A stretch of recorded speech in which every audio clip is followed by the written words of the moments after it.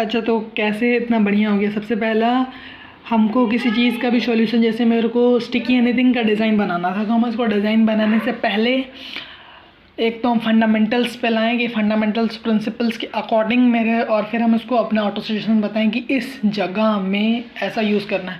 तो ये थ्योरी अच्छा हुआ।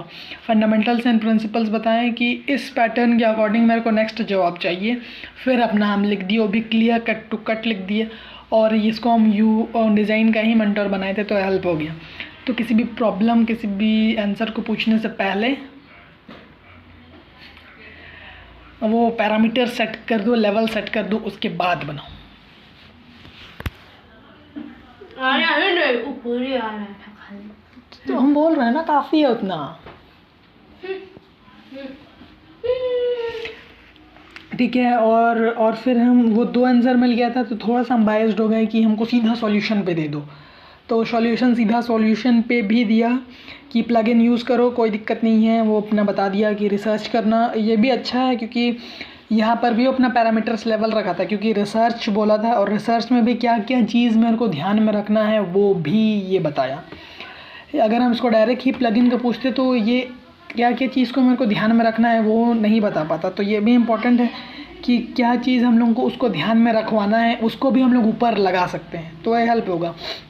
और फिर आपके अकॉर्डिंग में कैसे बनना चाहिए वो भी हम उसको प्रीवियस पूछे, उसके बाद हम अपना मेन सॉल्यूशन को हम पूछे, तो वो हेल्प होगी। क्योंकि प्लगइन्स में क्या क्या मेरे को देखना चाहिए वो भी है, क्योंकि हम लोग फंडामेंटल्स और प्रिंसिपल्स को ये कर गए थे पीछे, तो उसमें हम बोला कि एनिमेशन इफेक्ट होना चाहिए, स्क्रॉल होना चाहिए, ऑफसेट होना चाहिए, कुछ ये सब चीज़। और वो प्लगइन को देखने से या प्लगइन का डायरेक्ट आंसर में मेरे को मिले। और फिर यहाँ पे कि परफॉर्मेंस एंड एक्सेसिबिलिटी भी गौर करो, क्योंकि ये अच्छा बताया कुछ ऑल यूज़र पे एक्सेसिबल कर सके। ठीक है, जैसे कि कीबोर्ड नेविगेशन से हम लोग कैसे कर सके, स्क्रीन रीडर कंपैटिबिलिटी से कैसे करें, ये अच्छा है जो डिसेबिलिटी वाले लोग भी इसको यूज़ कर सके।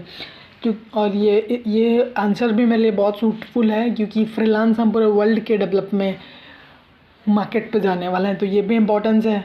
मेरे को कौन सा वेबसाइट मिल जाएगा, इसलिए प्रिपेयर, इसलिए इस अकॉर्डिंग में अपना आंसर को, चीट कोड को निकालना, प्लगइन्स को जल्दी से खोजने वाला चीज़ को ऐसे निकालो। और यहाँ पे अच्छा बताया कि इसमें, और यहाँ पे ये भी अच्छा मेंशन कर गया। नहीं, हम यहाँ पे लोग बोल लिख सकते थे ना, देखो यहाँ पे मेंशन कर गया कि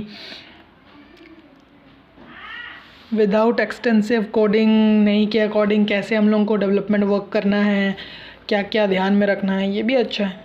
तो ये नोट था कि कैसे प्रॉपर आंसर को फाइंड कर सके।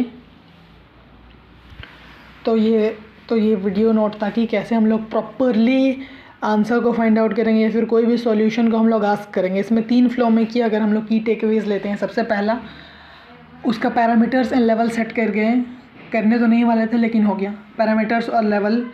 उससे पहले एक तो उस AI बॉट बनाए थे, मैं कमांड कर दिए थे AI बॉट पे, फिर उसका लेवल पैरामीटर सेट किए।